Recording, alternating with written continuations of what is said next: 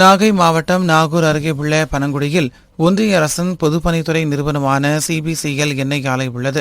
இந்த ஆலையின் விரிவாக்க பணிக்காக பனங்குடி, கோபுரராஜபுரம், முட்டம், நரிமனம் ஆகிய கிராமங்களில் இருந்து 620 ஏக்கர் விவசாய நிலங்கள் கையகப்படுத்தப்பட்டுள்ளது.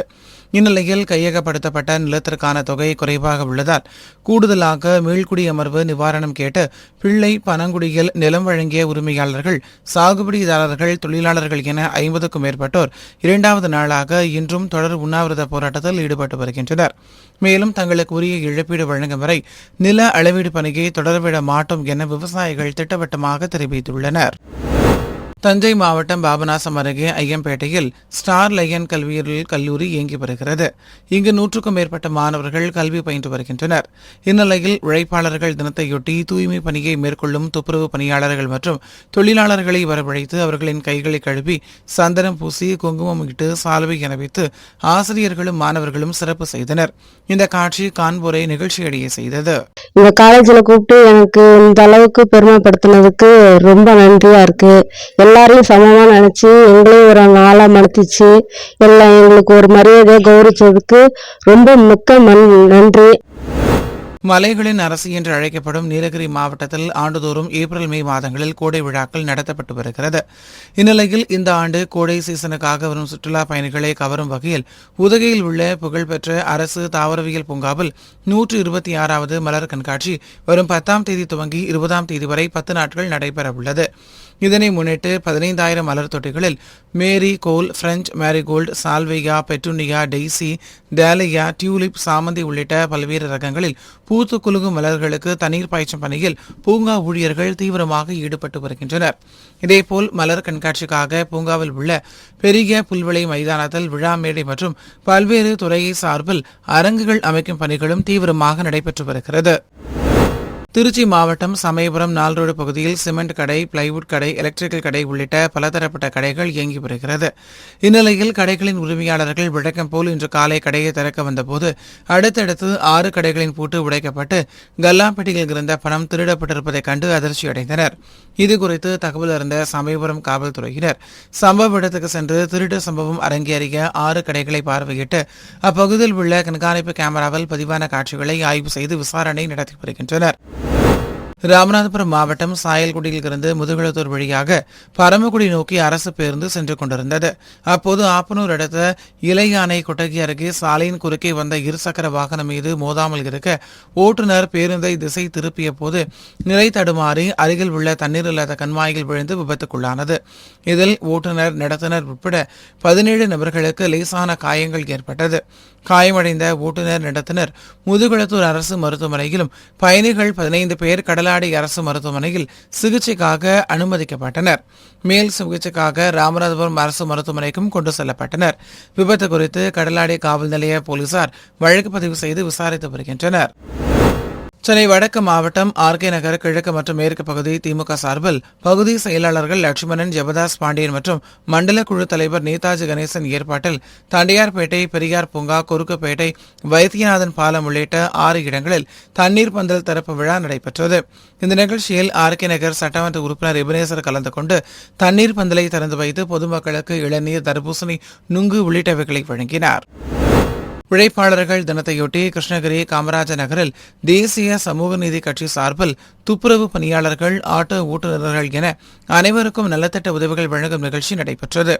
இதில் அக்கட்சியின் தலைவர் வெங்கடேஷ்குமார் கலந்து கொண்டு 500 பேருக்கு அரிசி, சமையல் பாத்திரம், பழ வகைகள், மருத்துவ உபகரணம் உள்ளிட்ட அடங்கிய பைகளை வழங்கினார். மேலும் வெயிலின் தாக்கம் தீர்க்க தண்ணீர் பந்தல் திறக்கப்பட்டது. தருமபுரி மாவட்டம் ஒகேனக்கல் காவிரி ஆற்றில் தற்போது நீர்வரத்து குறைந்துள்ளதால் ஒகேனக்கல் கூட்டு குடிநீர் வழங்குவதற்கு தட்டுப்பாடு நிலவி வருகிறது. இதனை போக்கும் விதமாக ஒகேனக்கலில் காவிரி ஆற்றில் உள்ள கூட்டு குடிநீர் சுத்திகரிப்பு நிலையம் அருகே உள்ள ஆற்றின் நடுவில் தடுப்பை ஏற்படுத்தும் பொருட்டு மணல் மூட்டைகள் அடுக்கி வைக்கப்பட்டுள்ளது. இதனால் மாவட்ட மக்களுக்கு ஓரளவுக்கு மட்டுமே இந்த குடிநீர் கிடைக்க வாய்ப்புள்ளது. எனவே குடிநீர் தட்டுப்பாட்டை போக்க மாவட்ட நிர்வாகம் நிரந்தர தீர்வு காண வேண்டும் என்று பொதுமக்கள் கோரிக்கை விடுத்துள்ளனர். நாகையில் இயங்கி வந்த அரசு தலைமை மருத்துவமனை 8 கிலோமீட்டர் தூரம் உள்ள ஒரத்தூர் மருத்துவக் கல்லூரி மருத்துவமனைக்கு இடமாற்றப்பட்டது. இதனால் பூச்சிக்கடி, காய்ச்சல் போன்றவற்றுக்கு மருத்துவம் பார்க்க முடியாமல் நோயாளிகள் சிரமப்படுவதுடன் தொலைதூரத்தில் உள்ள ஒரத்தூர் மருத்துவக் கல்லூரி மருத்துவமனைக்கு செல்ல பேருந்து வசதிகள் இல்லாததாலும் அவதிக்கு உள்ளாகியுள்ளனர். இந்நிலையில் அரசு தலைமை மருத்துவமனையை இடமாற்றம் செய்ததை கண்டித்தும் தலைமை மருத்துவமனையை அதே இடத்தில் தொடர்ந்து செயல்படுத்த வலியுறுத்தியும் நாகையில் பொதுமக்கள், வர்த்தகர்கள், மீனவர்கள் என 500க்கும் மேற்பட்டோர் சாலையை மறித்து கவன ஈர்ப்பு ஆர்ப்பாட்டத்தில் ஈடுபட்டனர். மேலும் பெண்கள் ஒப்பாரி வைத்து நூதன முறையில் ஆர்ப்பாட்டம் செய்தனர். கடலூர் மாவட்டம் வேப்பூர் கூட்டு சாலையில் தமிழ்நாடு பௌத்த தம்ம சங்கம் ஒருங்கிணைப்பில் சங்க துணை செயலாளர் விஸ்வநாதன் தலைமையில் புரட்சியாளர் அம்பேத்கர் பிறந்தநாள் விழா நடைபெற்றது.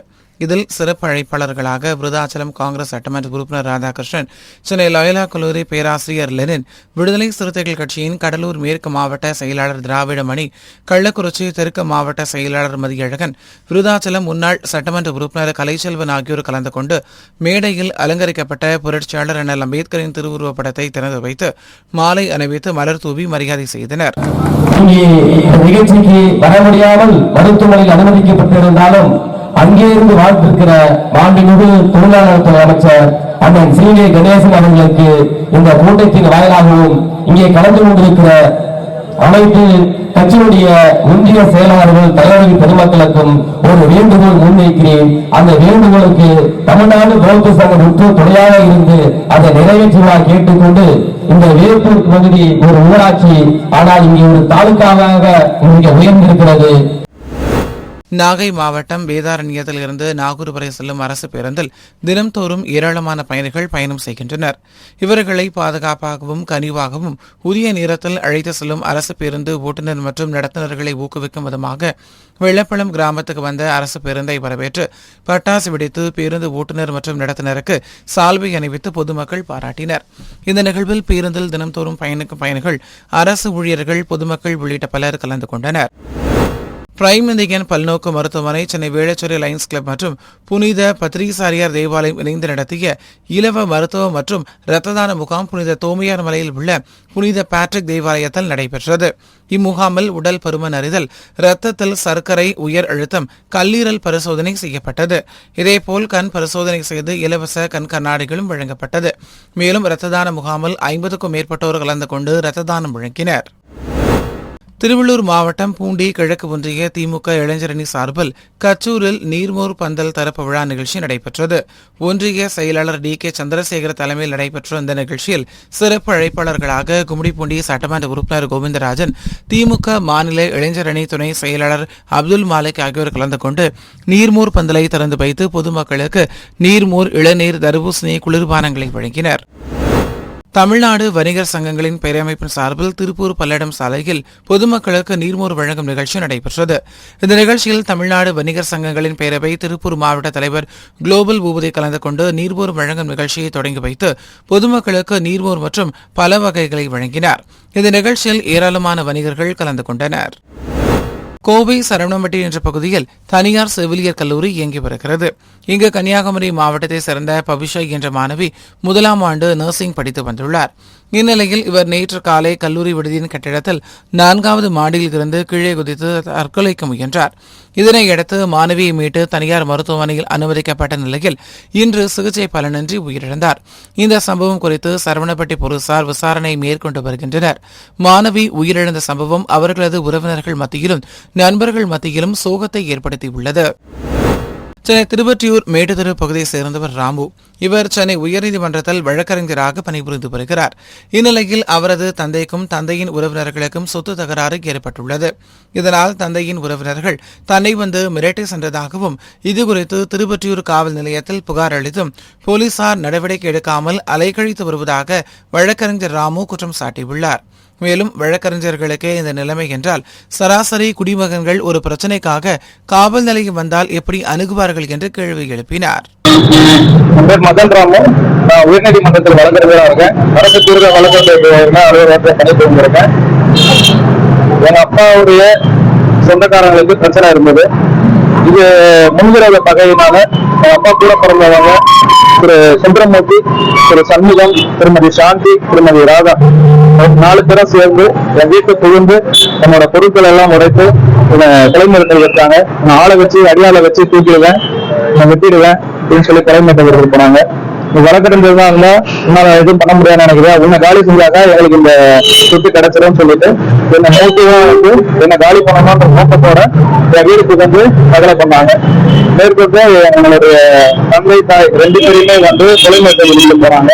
தகாத வார்த்தையாலும் பேசி நான் வந்து என்னோட மனைவி, என்னோட அம்மா, அப்பா, என்னோட அண்ணன் எல்லாரையுமே வந்து தூக்கி கட்டிடுவேன்னு சொல்லிட்டு திருமதி சாந்தி, ராதா 2 பேருமே வந்து அவ்வளவு தகாத முறையில மிரட்டிட்டு போனாங்க.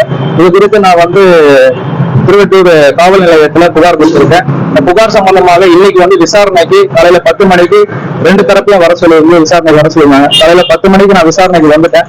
என் உயிருக்கு அச்சுறுத்தல் இருக்கு, என் உயிருக்கு பாதுகாப்பு இல்லைன்னு சொல்லிட்டு தான் நான் வந்து பாதுகாப்பு வேண்டிதான் காவல்துறையில புகார் கொடுத்திருந்தேன்.